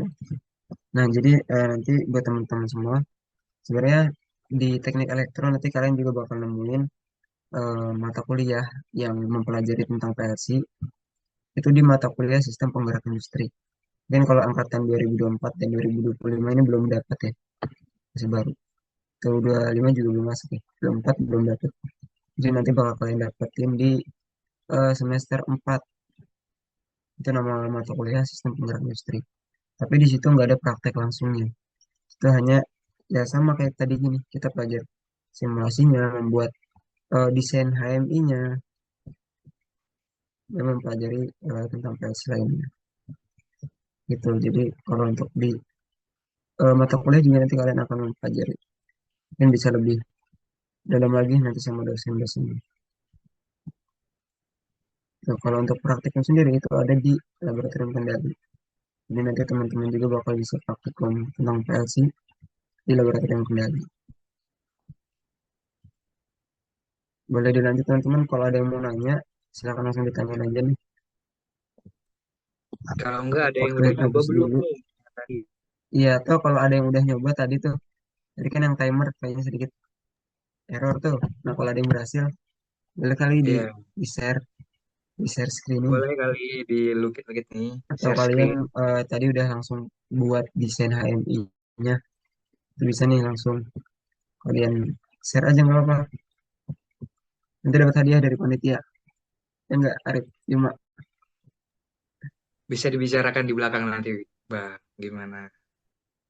tuh, ayo yang mau simulasiin, nanti bisa dapat hadiah dari panitia. Dari Bang Arif.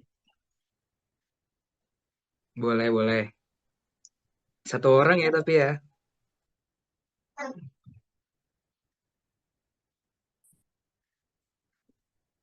Saya mau nanya, saya. MC-nya yang nanya Boleh nih. deh. Boleh-boleh, langsung Dari tanya aja. panitianya ini yang nanya. Boleh deh. Hmm. Ini kan yang sebelum dijelasin sama Bang Bagus itu kan kita ngedesainnya lewat timing timing diagram. Nah, selain timing diagram itu kita bisa bikin desainnya preferensinya dari mana ya, Bang? Terima kasih. Oke, sedikit memperjelas ya. Jadi timing diagram itu sebenarnya bukan desain ya, tapi rancangan awal kalian buat membuat untuk membuat sebuah project berbasis PLC. Biasanya biar kalian mempermudah kalian buat membuat apa ya diagram laddernya nih, program laddernya itu kalian bisa merancang dulu lewat tadi timing diagram. Jadi apapun yang kalian harapkan, apapun yang kalian udah rencanakan, nanti bisa diterapkan langsung di diagram ladder juga HMI-nya atau di desain HMI. Nah, jadi timing diagram ini sebagai rancangan awal kalian untuk membuat project berbasis PLC. Nah, sebenarnya di sini ada yang kurang nih, ada yang potong. Harusnya ada juga ada pulse atau eh, waktunya. Misalnya di dalam satu kotak ini dalam satu waktunya nih. Anggaplah ini satu kotaknya ya, sebagai satu waktu. Jadi berapa, misalnya kalian ingin merencanakan lamanya nyala pompa itu berapa lama, lamanya lampu itu berapa lama, itu bisa kalian rancang atau rencanakan di timing diagram. Sketsa awalan lah, seperti sketsa awalan. Gitu. Kalau untuk tempat lain ya, untuk membuat rancangan awal, ya mungkin kalian bisa catat apa yang mau kalian buat rancangan-rancangannya. Jadi kalian catat nih, ternyata dengan menggunakan status button, saya membuat motor ini tiga-tiganya nyala secara bersamaan. Kalian catat. Jadi pada saat nanti kalian membuat program, itu eh, kalian gak lupa atau kalian apa ya, udah tahu nih, oh ternyata saya harus ngasih kontak ini, saya harus mengintegrasikan antara ini sama ini gitu. Itu bisa lebih mudah. Walaupun sebenarnya tanpa timing diagram, atau kalian langsung membuat di eh, laddernya, HMI-nya, itu kalian bisa.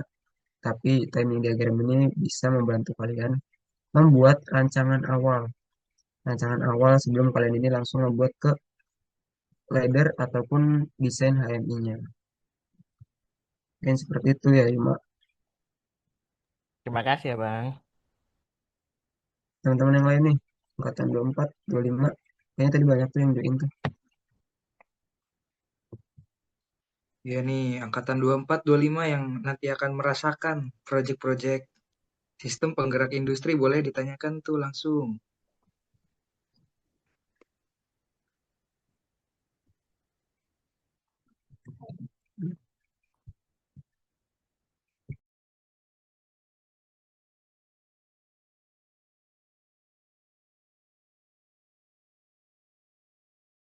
Ada yang nanya tuh, Bang, di chat.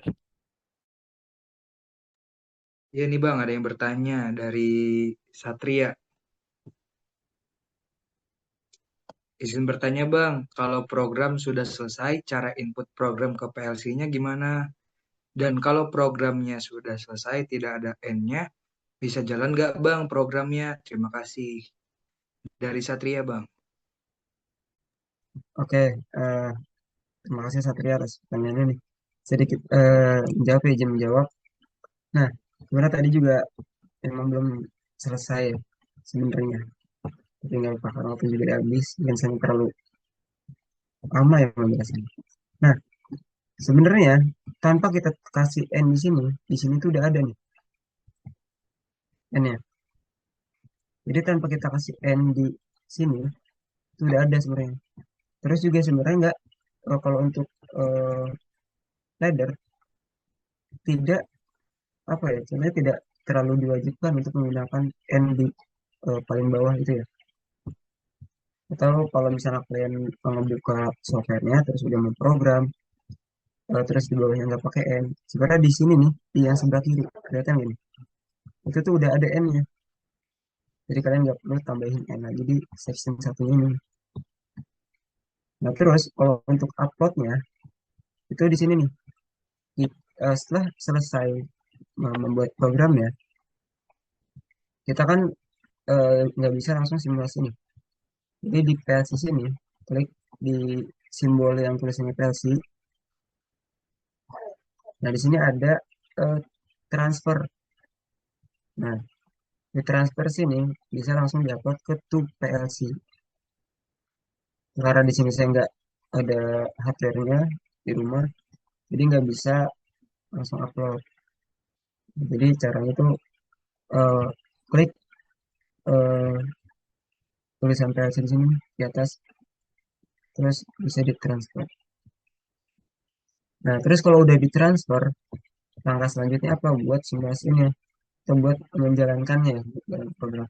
Itu bisa klik Ctrl W atau yang ini, Ctrl plus W.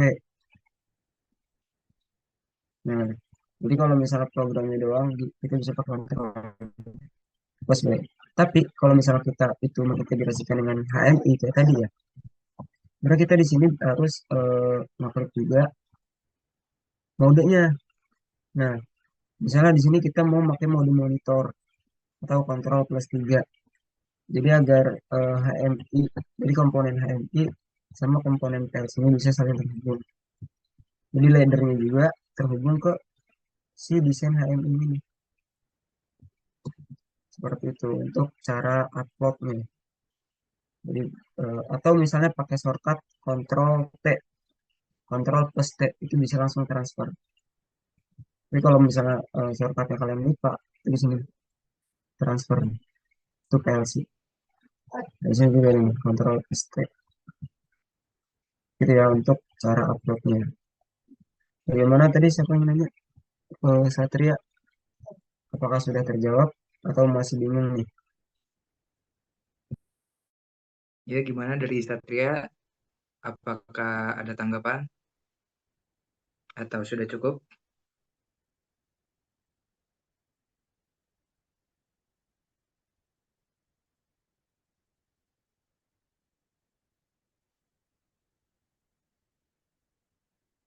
Baik, jika dirasa sudah cukup, mungkin saya tutup ya sesi pertanyaannya ini. Dan selanjutnya saya akan membacakan notulensi dari pemaparan materi ini. Nah, jadi notulensinya PLC merupakan perangkat elektronik yang digunakan untuk menggantikan sistem kontrol konvensional berbasis relay elektromagnetik. Nah, PLC ini memiliki fungsi utama untuk mengendalikan proses industri secara otomatis, memantau variabel proses, melakukan pengambilan keputusan berdasarkan logika terprogram, dan mengendalikan perangkat keras seperti motor, pompa, ataupun katup. Nah, materi yang disampaikan oleh Bang Bagus ini mencakup prinsip kerja PLC yang melibatkan modal input, CPU, memori, dan modul output. Selain itu, diperkenalkan dengan jenis-jenis PLC-nya, yaitu tipe compact dan modular. Nah, di sini juga ada kontak, yaitu ada NO, NC, dan coil yang telah dijelaskan. Nah, di sini juga selain menjelaskan tentang eh, NO, NC, dan coilnya, di sini ada desain, yaitu Human Machine Interface. Nah, interfase. Nah, di sini sekian dan sekian dari pemaparan notulensi. Apabila ada kekurangan mohon dimaafkan. Saya kembalikan ke MC. Terima kasih. Baik, terima kasih ya moderator. Terima kasih juga teman-teman. Jadi, habis ini kita ada penyerahan sertifikat kepada pemateri. Habis itu kita foto dokumentasi bareng-bareng. Jadi, saya harapkan untuk bisa on cam ya, teman-teman. Terima kasih.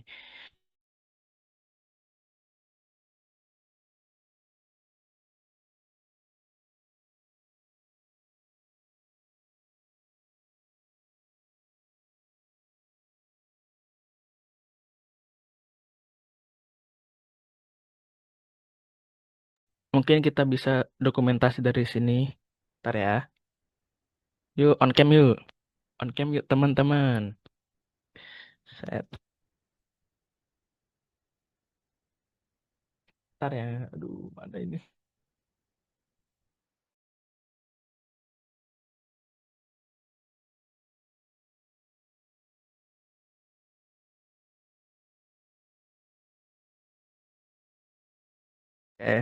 Satu, dua, tiga. Gaya aja, bebas. Satu lagi. Satu, dua, tiga. Oke. Terima kasih, teman-teman. Terima kasih ya, teman-teman. Mungkin dengan ini, eh,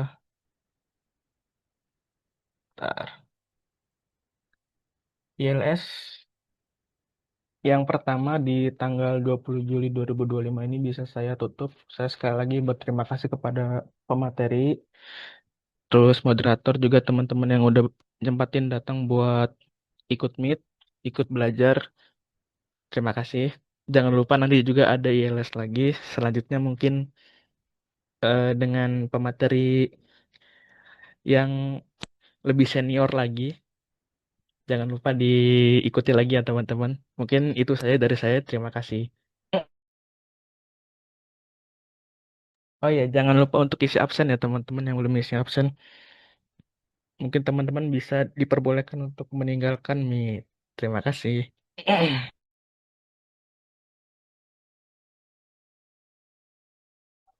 Makasih Bang, makasih Ya, Bang, panitia semua. makasih Bang, Oh makasih iya, iya, Bang. Bang Fatih, siap.